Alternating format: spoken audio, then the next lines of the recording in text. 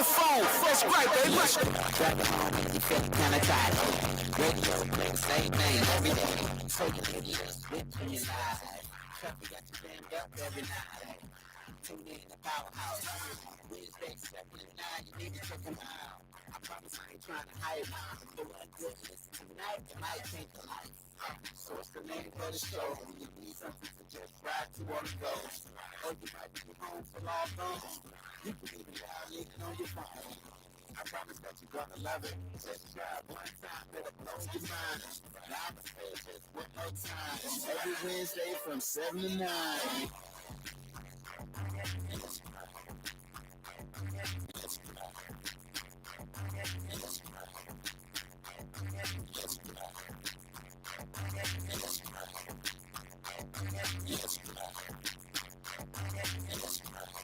Good evening, everyone. Good evening. Hello, Mckenna. We're in the house. It is December 7th. OMG. Well, good evening. And here we are at the end of 2022. It's winding down.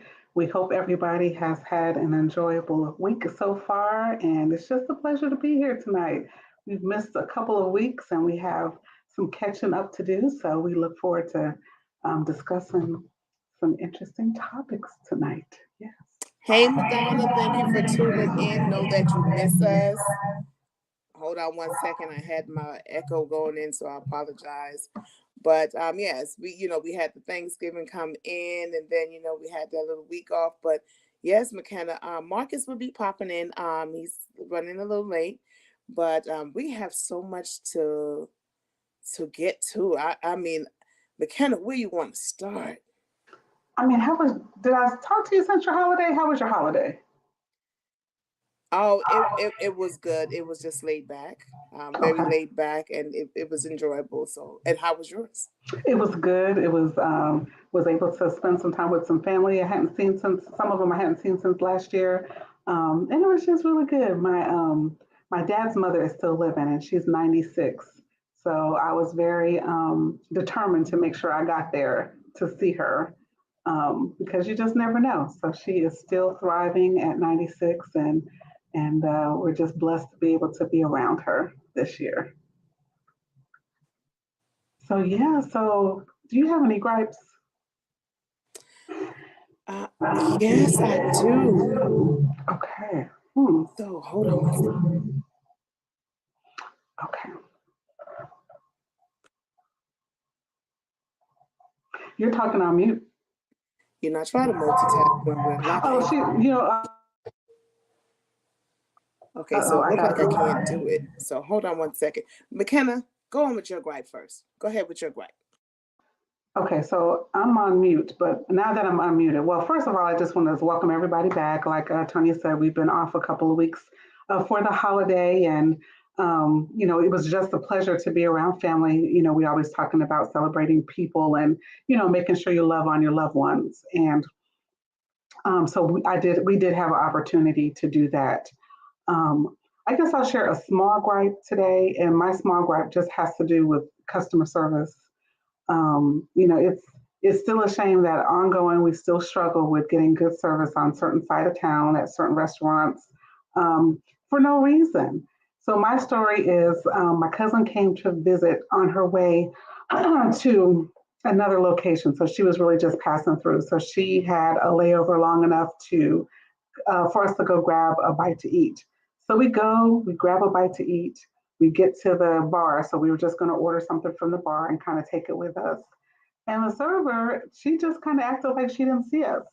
And in my mind, I'm thinking, are we invisible? Like, I know I'm not invisible. So there was a gentleman sitting to my right, and I kind of gave him that look, and he was like, he just kind of agreed, like, yeah, she straight ignored you.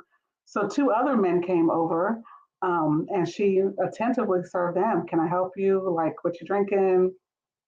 So it just felt like because we were ladies, she didn't want to serve the ladies. So I don't know if those persons who are in the service industry have experienced female waitresses giving poor service to female customers intentionally. And then when a male customer comes over, they're eager to serve that male customer. So that's my gripe today. Of course, I was very patient. I didn't say anything. I just waited. I was like overly patient. That's how patient I was, because in my mind, I was thinking anything I say right now is not going to come from the spirit of love. So I just held my tongue and I patiently waited. And she finally came over. And she served us, and then we waited for our food.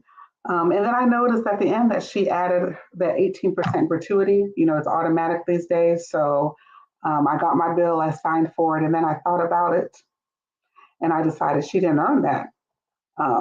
So I went to the manager. I didn't bother her about it. I just took my receipt, took both receipts actually, and I went to the back. On the way out, there's like a booth. So there's usually a manager back there. And I said, can you remove this tip just because the server didn't earn it? And so they were like, well, you want to share what happened? I said, I really don't want to talk about it, and I don't want her to come over here. So they went ahead and removed it. And what was interesting was because they automatically include it, they actually can't take it out. So what they did was they made the hostess come over and hand me that cash back. And then she had to do it with a smile. It was like, it did what it was supposed to do, because the whole time she didn't give me any eye contact. She didn't look at me. Me and my cousin were sitting there probably for 20, 30 minutes. She didn't glance at us. So the manager must have went over to her and told her, not only are you going to give her back her tip money, and she gave me $1 extra. I don't know where the extra dollar came from, but she had to do it with a smile. And so I played right along with it. She was like, here you go, miss. 1, 2, 3, 4, 5, 6, 7, and 49 cents. I was crying. It was just, look, if I had an emoji. Now, I'm not Team Petty, but there are instances where you just have to prove a point. And there are ways to do it without jumping over the counter, because the inner tourist in me was just like huffing and puffing, and I really wanted to jump across the counter. But I'm not good at confrontation that way. So I just handle it in a very polite, diplomatic way. And hopefully, no one else for the remainder of the day experienced any rude customer service from her. So that's my gripe. Poor customer service. And on top of that, you didn't know it was going to go down like that. Wow. Had no clue. I just thought the manager was going to go speak to her or something. I didn't know what was going to happen. They were like, hand me both of those receipts. I'll look at that. And on the receipt, I wrote, poor customer service, please remove the tip.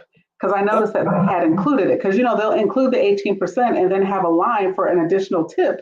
Like you're supposed to tip in addition to the 18% that they've already automatically included. And I was like, how do you take this out? So I'm trying to recalculate and make sure that I don't sign for that additional amount. So I just showed the manager, like, how do I fix this? And so the manager solved my problem, and I appreciate the manager doing that.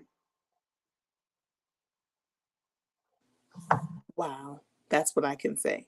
But see, that's what happened. Like, okay, so I'm gonna let you know. Instead of you walking over to the table and not seeing the tip, this is what's going on. Hey, Marcus. Hey, Mark. Oh, hey, MJ, we see you. Look, you come right here back. How you doing?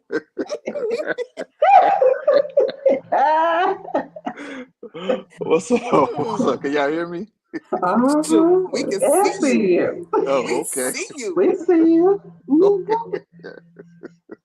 I guess it's showing an all right picture then. How y'all doing?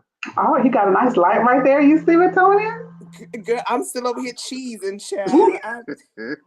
I'm trying to work some things out up here. I failed on my first mission, but I'm gonna get it right next time. Well, we're glad to see you. Glad to see you. Glad to see you. I mean, I know our listeners looking at you like, you looking kind of goodish tonight. Did you have some cranberry for Thanksgiving? I ate pretty good actually for Thanksgiving. Yeah, we could tell because it's showing you glowing, but that's good. See, that's what's up. I mean, whatever have you glowing, yes, kudos. Yes, you're looking good. Of course, Thank you. You jumped in when, Mckenna was giving her gripe on what happened when she went to the restaurant. But I have a gripe, and can you believe it? I have personally encountered a Karen. Whoa. Me. Uh-oh, not you. Me. So Elaborate, I've please. prayed and I've asked God that please you even hear me say it on the show that I just don't want to encounter them in public and etc. etc. But I didn't ask God to not let me encounter them on social media neither. I left that out and I guess that's why I did. So I had to go back in and revise my prayer. So, there was some discussion for the last couple of weeks regarding some issues that, is, going on in my background, with the, some businesses or whatever. So, us in our neighborhood, when we ready to let we mean something, we say period. And we want to do the period with the neck rolling and everything, we're gonna add, and that's on Mary Had a Little Lamb. All right, all right. So in our neighborhood community, we laugh because we know what that means, right?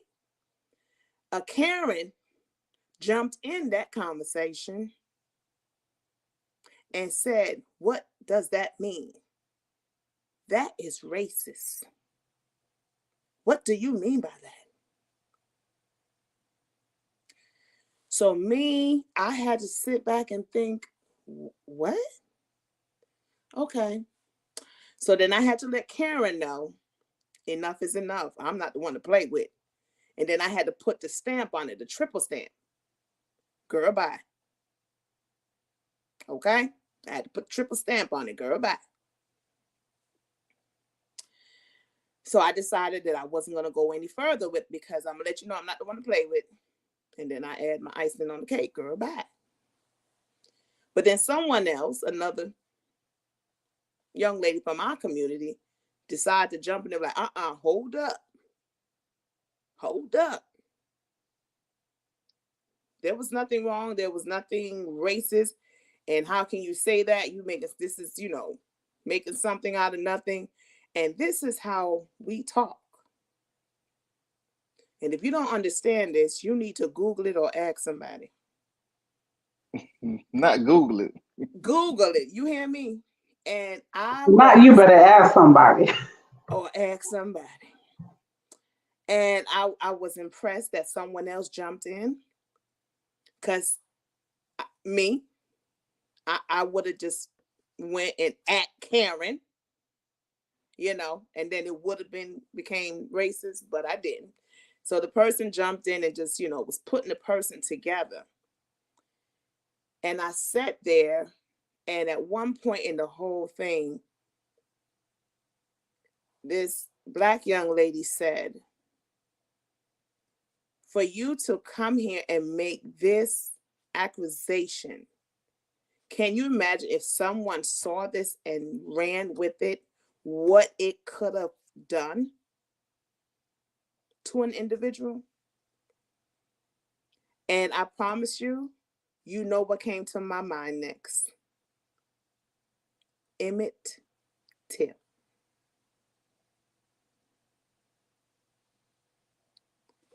Now,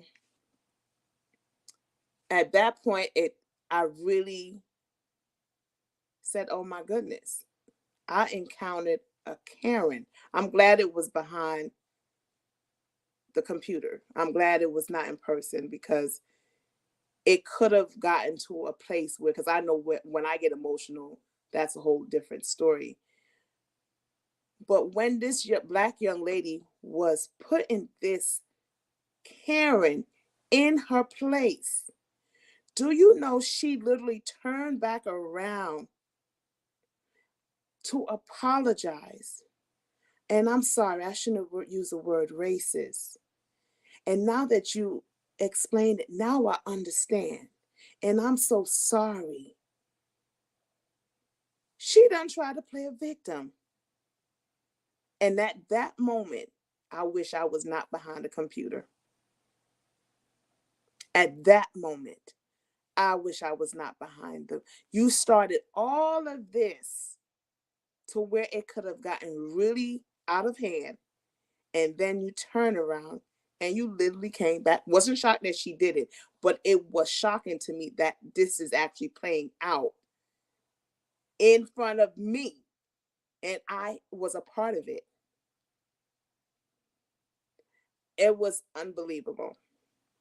Isn't that And that usually how it same, goes? I'm sorry, Isn't that usually how they do it though? but you see it on the video. And we've talked about it many times on this show. But really and truly, it is a difference when it hit home, like Hmm. everything else. It's Yeah. so different when it hits home. Yeah, especially when they start to play the victim. And I think I shared this story about I have a coworker friend. She works for an organization. Um, the manager doesn't really have a good leadership style, and there was a director that came in and said, "Okay, everybody needs to work 5 days a week. Monday through Friday. These are our schedules. Blah blah blah." So the manager, she only worked 4 days a week. And so when the new executive director was hired, it happened to be a black male. Well, the Okay. manager was, a female, and she was a Caucasian female. And she went into the director's office, and he was just explaining that he's taken over now, and things are going to change a little bit, and he went through everybody's position, and these are our hours, and we expect everybody to work 5 days a week. Well, she turned on the waterworks and had an anxiety attack, and was like, I just can't work 5 whole days a week. I can only manage 4.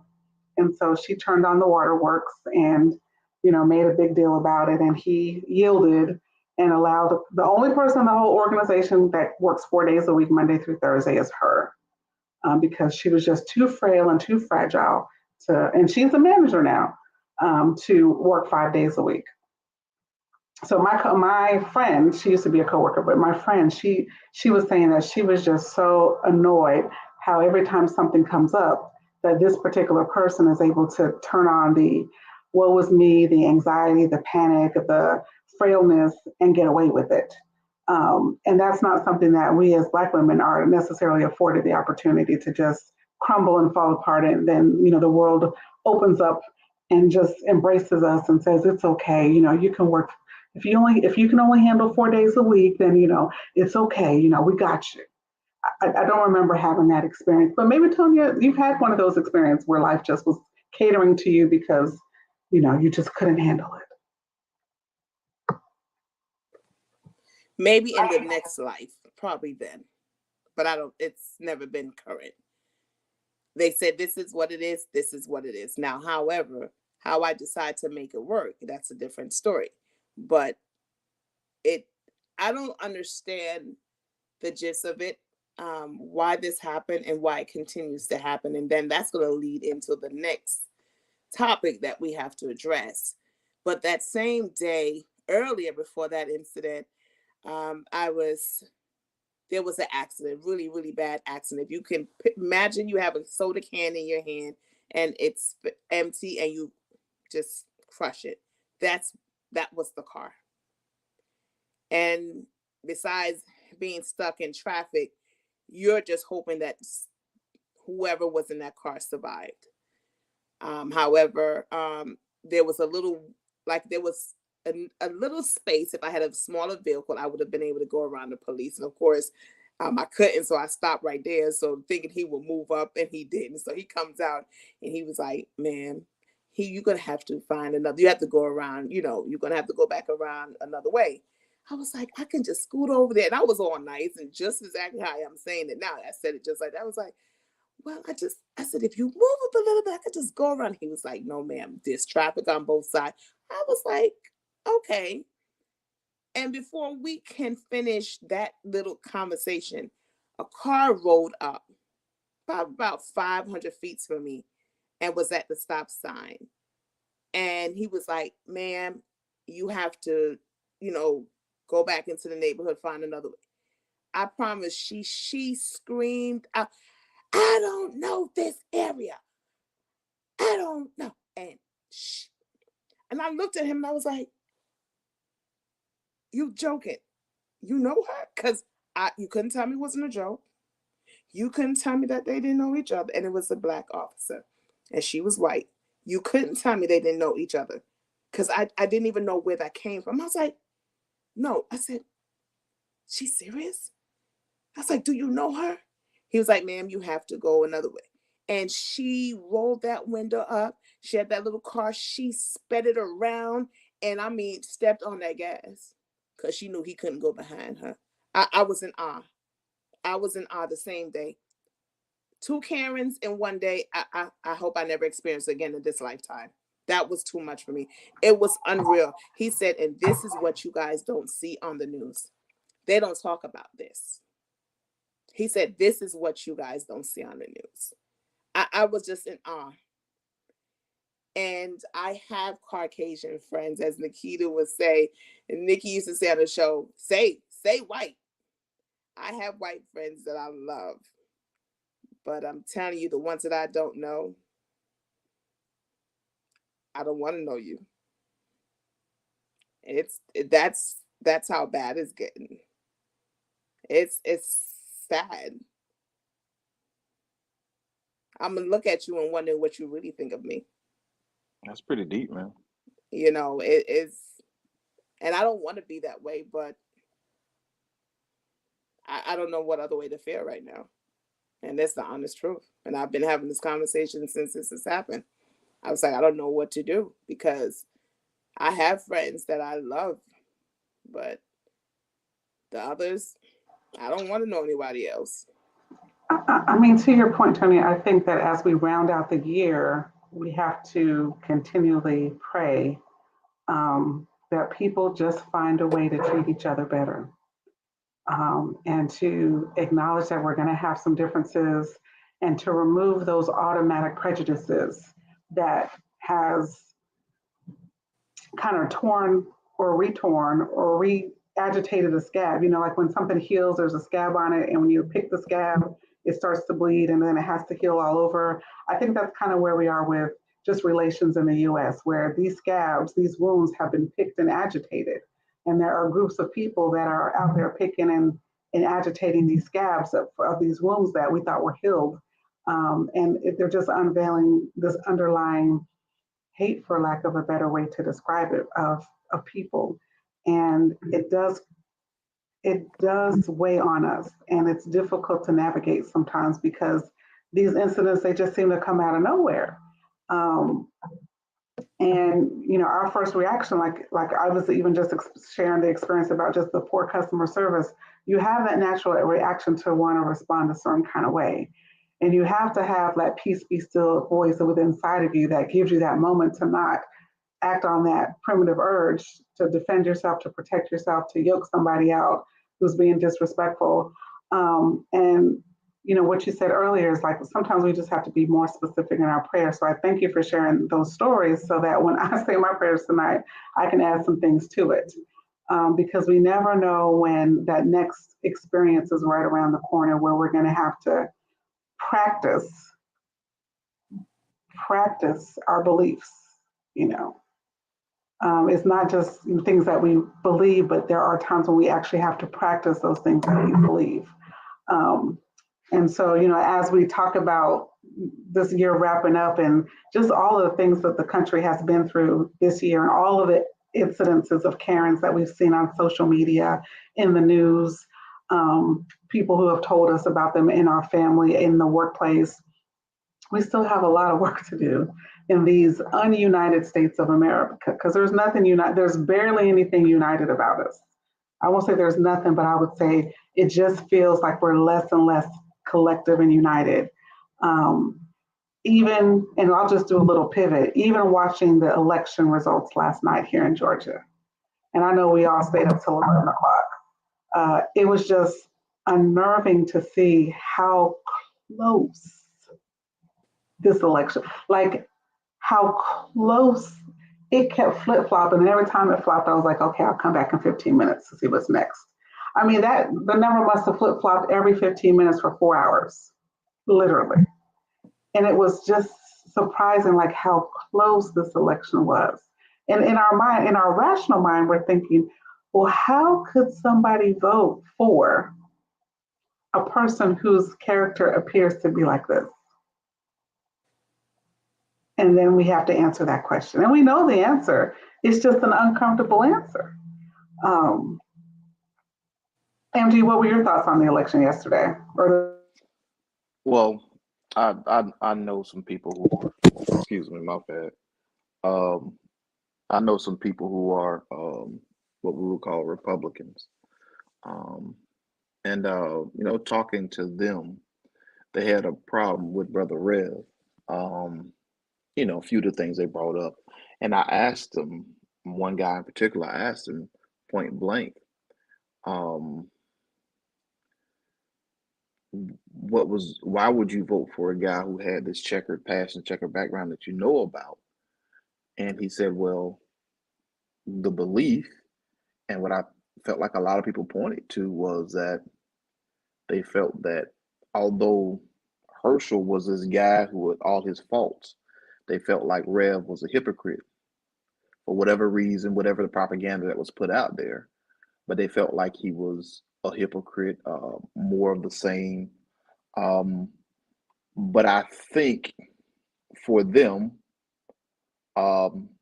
outside of just wanting to vote for their candidate, it was probably a bigger problem as a more of an attack on the church, Christianity, in that sense, as opposed to, just him. And it stems back to the abortion part of it, right? Or pro-life, pro-choice portion of it. And the biggest thing for a lot of people, whether they're Democrat or Republican, that's a big issue.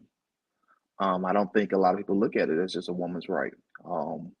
They look at it as more of, life and death, not more of a, in the eyes of, in lack of a better word, killing a child, as opposed to not. So they don't look at it as, hey, this is a woman's right to choose. And then the propaganda machine spun it as though, Rev was for it, for abortion. And like I said before, whether it didn't really matter if you're Democrat or Republicans, they still have that same belief about abortion and being pro-life and pro-choice. So I think a lot of that was sticky, especially you're dealing with a Bible Belt state, where pretty much Christianity is, king in the state. You know what I mean, as far as religion goes. So I think you have a lot of people who had issues with that. Outside of just the people like, I'm just going to vote Republican because I'm a Republican. I want a Republican candidate to win, which I thought was probably a bigger conflict outside of the people that was going to vote Republican no matter what. So just kind of that's just kind of what I gathered from just talking to a couple of people that stuck out. And like I said before, it goes beyond being a Democrat or Republican, that hot button issue for a lot of people. So, it could be, what really went on in the election in some places. Yeah, I mean, I think that we all have those hot button issues that are pivotal for us or non-negotiable. Like even in a relationship, there are things that are non-negotiable for some people. And for some people, we'll focus on one thing and make that the non-negotiable point. And so, but it'll be interesting to see, what happens from here. 6 more years is what the chant was last night. In his acceptance speech, he was very clear about, reaching across the aisle and working with Republicans, independents, whomever, to do better for Georgia and to support the values that Georgia has. So it will be interesting to see if people will allow that process to grow and develop, or is there just going to be this mission to develop the next candidate within the next 6 years? It was interesting because after I finished watching CNN, I turned over to Fox because I wanted to hear a different perspective. What were people on Fox saying? and what type of finger point was happening. And there were lots of fingers being pointed in lots of different directions. There was conversations about, we really need to revisit this early voting platform and make sure that our people get out and vote early. And I was turning my head like, wait, aren't these the same people that said you shouldn't early vote because it doesn't work, or it's a fraud, or it's a conspiracy, or your vote won't be counted? But those were some of the conversations that were being had. There were conversations about distancing themselves from the former president. And there were also conversations about where were these other 48 senators supporting Herschel? Why didn't they come forward? And they even showed like the chart about, the Rev had about $150 million that he was working with. And the athlete had about $50 million that he was working with. And there was 3 times the amount of money that was poured in to Warnock's campaign. And I said, man, if he had 3 times the amount of money, but only won by less than 3%, that's still remarkable. Like, it took 3 times the amount of work just to win by, what was it, a 2% margin? Yeah. I mean, and the part that was interesting to me, because, I got tired of the commercials on both sides. Everything you watch, it was a commercial about, whatever. But what I thought was interesting is that Kemp was up for governor. And I really didn't see, and I thought I saw a lot of commercials, but I didn't see any commercials where he supported him until he got elected. And then now he was his guy. You know what I mean? Some people may not have noticed, but I noticed I didn't see any part of it where he was like, yeah, I'm with Herschel. That's my guy. But as soon as those election ballots was in, I support Herschel Walker. You know what I mean? That's what they said on CNN yesterday, as well as MSNBC. They said the same thing, that, he did not. It was after he won.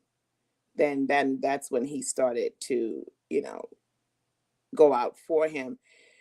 And the saddest thing about it was the reason why they selected Walker. I believe that because he was married to a white woman. Secondly, he was known in the Black household as that football player, Heisman Trophy winner, and let's pit the Black against the Black. But they know Herschel from playing football. So if anything, they'll vote more for him, regardless of what party they're in. And I believe that's why, because when I listen to that man speak, me coming from the islands, I could speak better than him. I'm just saying. I could patois it up, and then I can speak properly. And I even was listening to him last night when he did his little, it didn't sound like, I guess, his concession speech, but it didn't sound like he conceded, but he was like, don't give up. That was the first time I pretty much kind of understood what he was saying. But he repeated himself so many times. And I was like, wow. So they thought that that's who we wanted to represent us. And I have a question for y'all first. Okay, real quick. Did it seem like he was relieved that he didn't win? Because to me, he seemed very relaxed. I don't think he was. No, he seems like he disappointed the white folks. Okay. I saw the disappointment in his face, like he disappointed the white folks. Even his wife tried to play it off when he was walking off stage. And deep down inside, he was like, man, because who knows what he was offered. But I want to ask you guys a question, because you guys were born and raised in America. I said I was going to Google it, but I forgot to. He said, somebody called him a coon the other day. He said, but he didn't get offended. He didn't feel insulted by it, because a coon is one of the smartest animals. Is that true?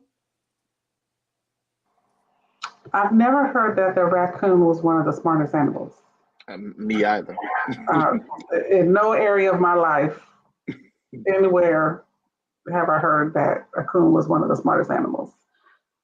But Yeah. werewolves and coons and what was the other thing he said? Werewolves and Yeah, the Vampires. vampire. it sounds like lions and tigers are there. So we've got werewolves and Yeah. vampires and coons. Oh my!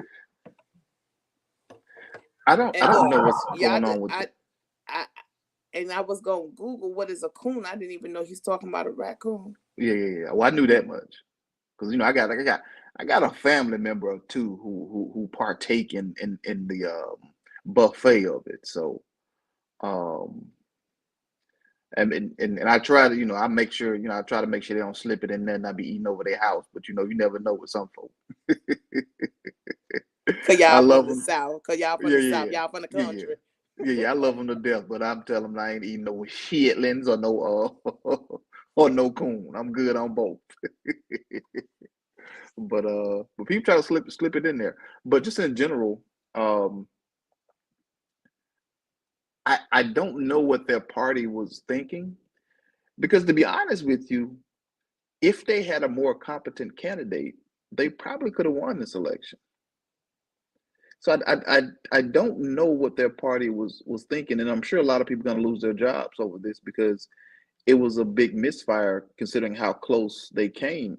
And it was strictly boiled down to because for everything that they talk about when it's talk about inflation, Georgia residents are paying attention to that, to inflation. Like, that's the number one, pretty much outside of, pro-life, pro-choice. That is the other huge topic in the state of Georgia. And if you had a more competent candidate that would just speak about that and stop talking about all this other stuff and be more competent about it, he would have won. But you try to choose gimmicks, and if you didn't learn anything from when you tried to place another black candidate up against Obama, was that folks ain't gonna go for it. Meaning our community, they're not gonna be bamboozled. The days of you just saying we're gonna throw something out there because overwhelmingly you voted for this other black candidate. If we put another black candidate up here, you're gonna go ahead and be swayed by that. The days of a large majority being ignorant to politics should be over, and they haven't quite caught up to that just yet. You can tell by this candidate that they wheeled out there uh, for consumption, and it was a fatal mistake because it was so close, and it really boiled down to like this guy whose domestic violence history, his family really don't care for him too tough. What does he stand on? Pretty much nothing. I'm Herschel Walker. That's it. You know what I mean? That's what I stand on. Something that was almost 40 years ago in the state of Georgia. You know what I mean? If not more. I played football 40 something years ago, And the new and generation doesn't know him.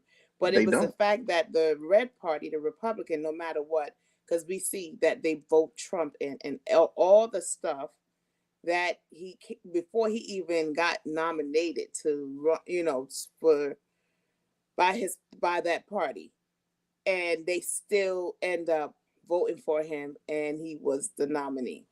And so they are very, and I think that's something that not only the Democrats but even black people have to sit back and really realize. You know how like we have each other back. If another 3-0 or another, you know three host talk show try to come at us, we got each other back. It's like that's with them. It doesn't matter. They got each other back.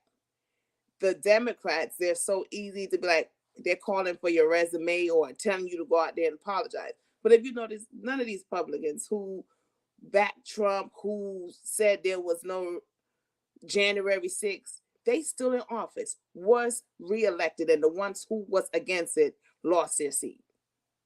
And the thing that what is what they are afraid of, because remember, they always was confident that black people would not go out and vote.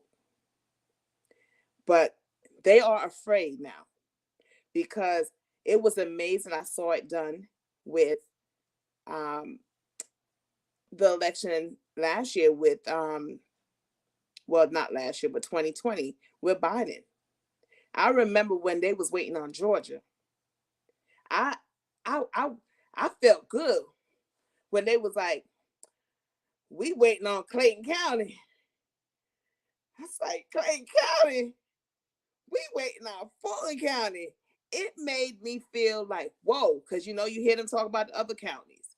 But it made me smile because it's like, yeah, oh, they're not sitting home this time. They're not sitting home anymore. So it's like to hear them say, all right, so we got all the ruled votes are in 100%. Now, we have Cobb County in, we have Gwinnett County in, but it was amazing. The 3 counties that is predominantly Black, Clayton County, Fulton County, and DeKalb County. And I said, and when they shoot those votes over from Clayton County, that thing's a I saw that thing said chick projected winner. I said, ain't that a sum?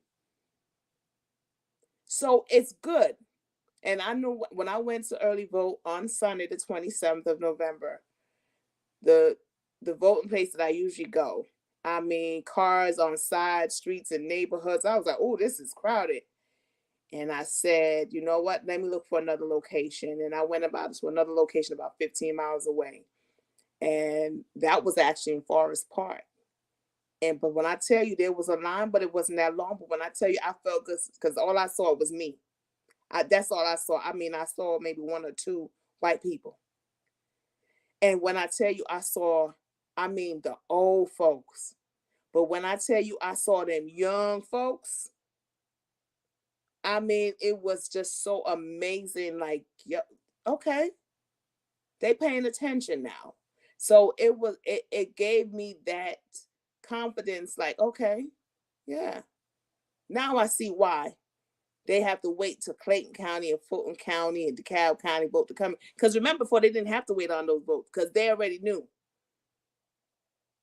10 of those votes would have been in from 7:30 when the poll closed. So it's amazing. But I'm so glad that the elderly that is still living and is able to go out and vote is still voting. And you have the middle class and the middle workers and the middle age, they're going out and vote. But to see the ones who just turned 18 and the ones under 21 that's going out there and they taking their friends with them, I love it. I love it. So that with the outcome of it, Georgia spoke, and I believe eventually Georgia is going to be a blue state. But we got some work to do though. So my last comment on the election was, did you notice that Warnock had on a purple tie?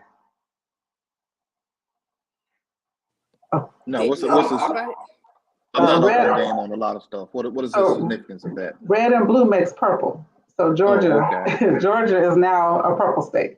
So he had on a purple. I said he had on a purple tie, and I said, I looked around. I said, is anybody noticing this but me? He had on a purple tie. So for me, that's that red and that blue is now purple. So you can't. You don't know which way Georgia's going to go. So everybody has to really, like you said, we're a swing state now. And so that red and blue made purple. And if you look at that map, all of that red plus that blue, if you color them together, that's that purple tie he had on. So I peeped that out yesterday. Boom. And that's how we're going to end that one. Marcus, you got something to add to that? No. That's pretty much it, man. All right, we can go on and on about Mckenna, politics. you got something else. So listen to our listeners. Go ahead and please like and share.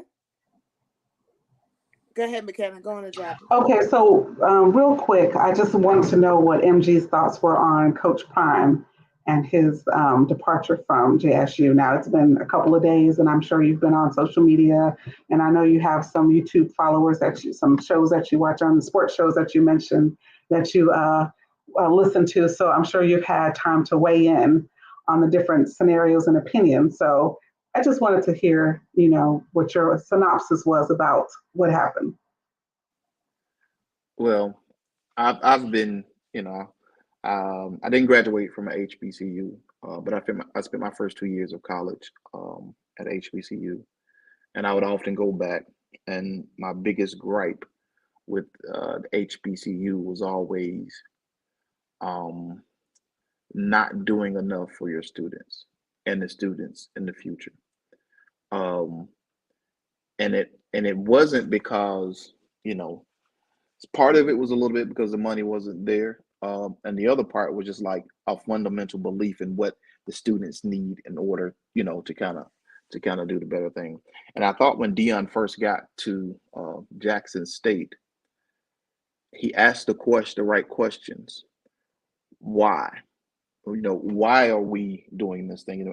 I'm think we talked about this too, about simple stuff like getting more organized in the sense of like, um, why do we have to have this food system? Or even when I went, I spent 2 days trying to get paperwork situated from my freshman year when it should have been done over the summer. You know what I mean? So some of those small things when it comes to facilities, why are these facilities still outdated? You know what I mean? For our students and student athletes. So you start asking some of those questions, and I understand is a fundamental belief, of course, that it takes money. Now, some money has been going to the HBCUs. I start off saying that to say this: he changed a lot of that thought process, not only at probably Jackson State, but a few other HBCUs across the country too as well. And I hope that what he left them with is why not or why can't we, so that people can start doing those things. Now, to the football part of it, I wanted him to stay for a few more years to be able to, you know, to continue to bring light, shed light on HBCU. Um, that was my first thought process. After probably a day or two, I kind of really sat back and thought about it. I said, but even still, like I was like, but why would you take the job at Colorado? They don't have great recruiting as far as state recruiting. Um, they're not necessarily known as a blue blood program where they can just recruit themselves for the most part. And I felt like it was going to be a struggle to go in there and try to win for him. And we already have issues with black head coaches getting jobs that might not be all that winnable, maybe for 1 year, but sustainability is what is lacking in some of those jobs. But then I sat back and thought about it. He doesn't need to win for 10 years. He just needs to show improvement and play a couple of good games amongst the bigger schools. Um, but there's probably not a lot of better places that he could go to with a football program in that shape, where he can pretty much go in there and say, hey, look, this is what I want, and they'll give me everything. Because there are going to be a lot of programs they could have went to, and they're going to be like, all right, Dion, you come in here. This is what we do. This is our boosters. This is how you're going to do it. You got to work with this person. Dion can go into a place like Colorado and say, hey, look, this is who I want. This is what I want. And I need y'all to provide that for me. As the AD said, is that his salary or something like $7 million or something like that. He said, we don't have the money yet, but we're going to get it. So, so that meant that he had a blank canvas, really, pretty much for the program. And what he's doing now is pretty much he's starting from scratch. There probably are not a lot of Power Five programs in the country that he could have come in and did that with. So I do see that, because that's pretty much what he did at Jackson. He kind of came in and started from scratch and started asking those questions. Why can't we do this and do that? Now, my hope is that, because I've gotten over the part where he's, left an HBCU where he was building something for the visibility of HBCU. My hope is that he still tries to shed light on HBCU programs throughout the country. That's my hope. But because they didn't like him, it wasn't like the other HBCUs were like, yeah, we love Deion. It was Jackson State and a few other people sprinkled in here and there for the most part. But I've heard a lot of feedback from, a long time HBCU supporters who like, nah, this guy think he coming in, who he think he is, he doing this and he doing that. But those were people that they had to get out of their own way. And that's what I meant by when I was at, HBCU, is that it was a lot of people standing in the way of progress because you were used to students coming in there and they accept for whatever they got because they're at the HBCU, and the HBCU outside of class campus life is dope. You know what I mean? Because you get to see us in all our glory, whether it's sororities or fraternities or whatever else. It's a different experience from going to a predominantly white university. It just is, hands down. But you have to have that other components too, going forward. And I hope that can kind of continue on. But as far as football stuff, it took me a couple of days, but I'm happy that, at least he had a program that he can at least build. Thank you for that, MG. I'll just say that I happened to be at the game on Saturday, and I had never been to Jackson State before, but I have some cousins who went to Jackson, and so she invited me, come to the game with me. So I was in the atmosphere and the experience, and at the time of the game, people knew that he was leaving. So you had different pockets of people in different places doing a whole lot of whispering, and of course, people were celebrating that. It was like a bittersweet equation. Like, we're celebrating that we're winning this game. And then immediately after they presented the awards, Deion disappeared. Coach Prime disappeared. He did not come back and talk to the media. He was in there talking to his athletes and his team, and really just kind of sharing what was happening and the rest of what was going on, and encouraging them to stay focused. I will support you on the fact that he asked for a lot of different things when he went there. And the HBCU failed in the sense that they didn't meet him where they could. He spent a lot of his own money and he connected to his own internal resources to help promote the school, to buy, he partnered with Michael Strahan to get them some suits and other people to make sure they had uniforms, and, they had transportation. And so he did pour into the university. There were some reports that the university, didn't give him a bonus. Usually if you're a coach somewhere halfway in the middle, they'll start renegotiating your contract to ensure that you're going to come back. So there were some things that the university dropped the ball on, pun intended. And I went to an HBCU. I didn't go to that one, but I did go to an HBCU, and I could feel the trauma that some people were experiencing with him leaving. And one of the things that I said is, for some of those young men, he was the only father figure that he had, or maybe he was the idealistic figure that they had, and now he's abandoning them. And so I think him leaving re-traumatizes the Black community sometimes, that you feel like something good is happening, and as soon as you're attaching yourself to something good, it disappears. And it creates a sense of distrust. It creates a sense of you're just like everybody else. You're not SWAC is what I heard a lot. And so people are angry about that feeling of being abandoned and the expectation that they had on him.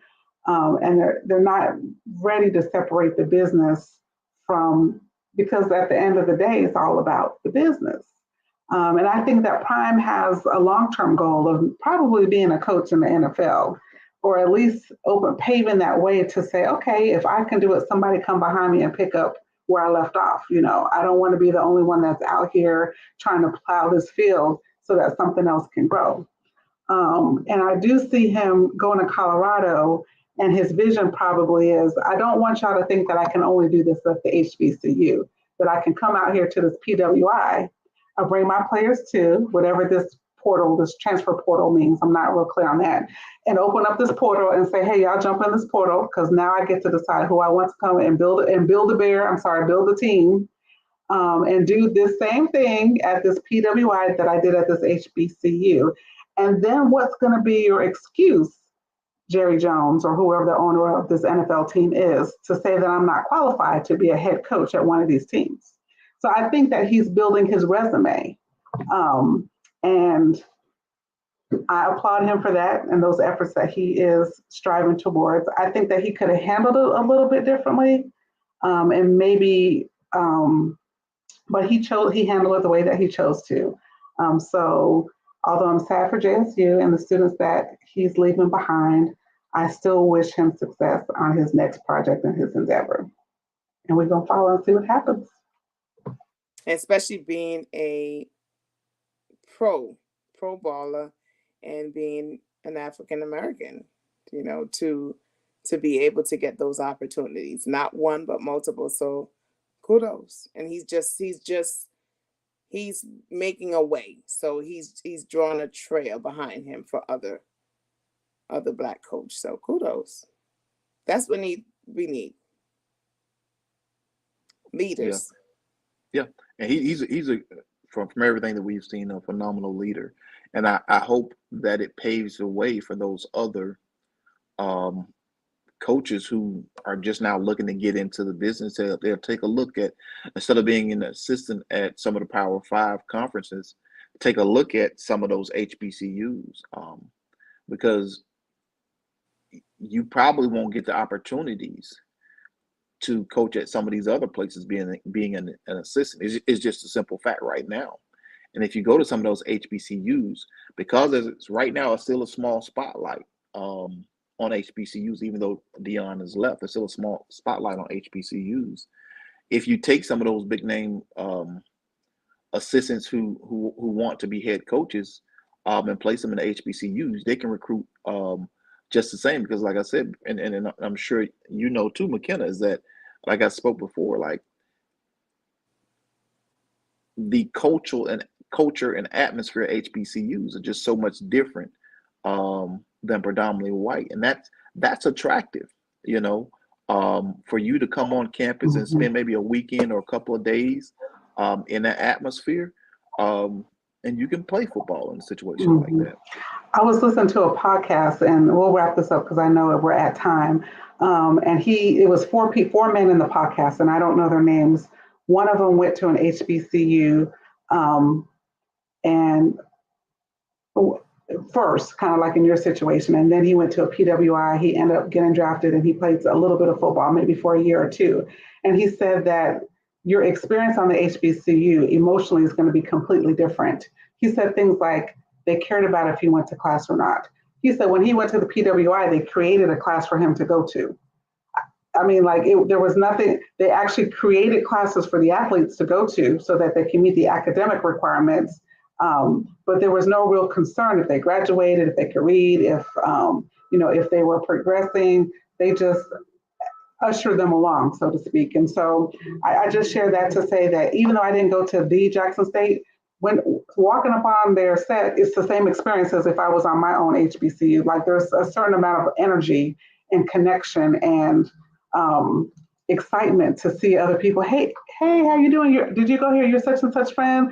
Like you just feel like these are all your cousins, like cousins you've never met before, but these are all your family. Whether it's you're at this HBC or this one, there's that HBC alliance and that love, and so it's very difficult to replicate. And I'll just leave that at that. But again, for those students who are wrapping up their senior year and junior year, it's a great time to make some decisions about where you want to go to school. And so go visit and do some tours. I know you can fill out applications, and I know a lot of these campuses have like virtual tours that you can go on, but don't just make a decision. Actually visit a campus so you can feel whatever it is that you're looking for, and make sure that you're in a spot that's going to develop you and help you maximize that potential. I completely agree. Well, Tonia? Before we go, 5 more minutes because we came on a little late. Okay. But Nia Long officially called it off. Did she? Yes. Did she? Okay. Which is Chief, interesting. Right before The Best Man is dropping, The Best Man movie is coming out December something on Netflix. So I feel Is like it a that's. movie? I think it's a TV show, right? I'm not sure. Is it a series or is it a movie? I I thought it was a series. I have to check and see, but I thought it was a I series. saw the little commercial for it, so I'll be on the lookout too. I know it's in December. Well, we're in December. We're in December now. Imagine I'm that. I'm Okay. December I'm 7th excited at about it. that. I'm Christmas is excited around the about it corner. because I mean it's I like that they're bringing back the whole cast. I don't know what Yes. everybody's doing, but it's a good look for them Yeah. to do it. You know, I just wanted. I mean, I was just looking at somebody do a scene from the first one, Best Man. But it was a really good film. Both of them were I liked a lot about. We don't get to see men in that light, especially black men in that light, very often. The vulnerability and friendship of them, and all their complex relationships. When you think I don't like you, but I really love you, uh, type of friendships that sometimes men have, sometimes women have too as well. But I thought that was super dope, man. Because it touched on a lot of things that I go through with my people. It's like, especially the scene that I bring up. Now I'll say something real quick because I'm going off tangent about the real what we're talking about. But the scene where he was at the table and he gave him money, but he refused a lot of times. That's man ego. Knowing I need this money to get something to eat or whatever I needed to do. Nah, I'm good. I'm good. Bro, take this money. Nah, bro, I'm good. Take this money. And then it kicks in. You really need this money. Let me take this money. But I thought that was one of the things that stuck out to me during that thing. But back to I guess the subject at hand. Um, she had to. I think if this happened and it didn't make national news, um, she probably would still be where she is. They probably would still be together. Yes, Michelle said it's December 22nd on Peacock. Okay. Ask her if Thank she knows it's a you, Miss series or not. Butterfly. Can Well, someone? we definitely gonna have to support it because I think one of the interview that she said that how selfish the organization was to release that information to the media, which is so true. And was it you, Marcus or McKenna, said that probably already happened, not just right then when they broke it or something like that? I think I heard someone said that. So I don't know if it was one of you guys or maybe I heard it in another outlet. But she was just saying that it was just so selfish of them to do that. And, with her son. She said she literally had to go get her son from school, you Yeah, I know. mean that's what a lot of anchors were saying too. That this stuff happens all the time within just about every organization, to where someone who's maybe even assistant, maybe even a head coach, something like that happens. I mean, fraternizing and fair or whatever have you. But the fact that he's not married to her, but the fact that they made it seem as if this is this married man cheating on his wife, albeit they were together like that and stuff. But they really pretty much was like, here's the villain, here's his picture, here you go. And still to this day, I haven't even looked back, and I really don't care if they named the person that he was And with. and they have it. You know, at this point, I don't, I don't even care. But Right. We like, don't care, but this is show how they did it. yeah, That's and yeah, that they just, again, if it's a white person, again, it comes right back to like the total disrespect and like just throw us out there. So but she was like, and I think, for all, not even for he cheated, the fact that he cheated on her, because probably, who knows, it probably wasn't the first time, but the fact that, the whole world is looking at me, and some humiliation is so hard to keep your head up. Sometimes you do have to walk and try to get out the shadow. And I think that probably was the straw that broke the camel back for that relationship. And I just wish her the best, her and her family, because a lot of times, and they were engaged together for 9 years, you invested so much. You put, your heart, everything into that relationship. And then, to walk away from it, it's going to take a minute for that person to be able to get to a place where they're willing to even date someone. And then Yeah. especially when you have a child involved or children involved, it's one of those things, and I just don't understand. And that's the conversation that we have too often on Let's Gripe, is that, they just don't think about, what it's going to do to the next person. I'm going to just say two things and wrap up. One, there's a whole generation of people who have never seen The Best Man. So I'm excited about the fact that there might be some, 19 and 20-year-olds who actually watched the first one for the very first time because their parents are watching it. Come and sit down and watch this movie. So I'm always excited about that. And then the second thing I'll say is that I'm also excited for her that the focus can be on her work. So I imagine that she'll have a couple more projects. Maybe she already had them in the works, but I imagine that we'll see her doing a little bit of work, because sometimes when we, are going through things, we need to focus on ourselves. So I would like to see her focus back on, maybe she's been working behind the scenes, or, there's lots of TV out there and I definitely don't have time to watch all of it. So maybe she has been acting and doing other things, but I would like to see her, star in some different roles and be in some different movies, and, really focus on her.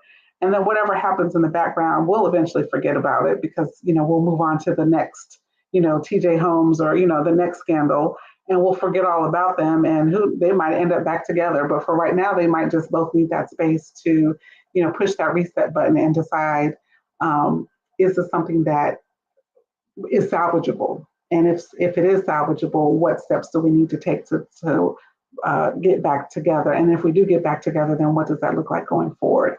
And how do we rebuild the trust? So I think that this chapter is just a chapter, but the story will continue, and maybe we'll get to see what happens on the other side of this, as we follow her for other projects. But on that note, it's been a pleasure to be back at Let's Gripe this evening. Marcus, I thought you was waiting on me. Yeah, I was waiting on you. Well, like we always say, share, like, and subscribe. Tell your friend about us. Come and visit us on Wednesday.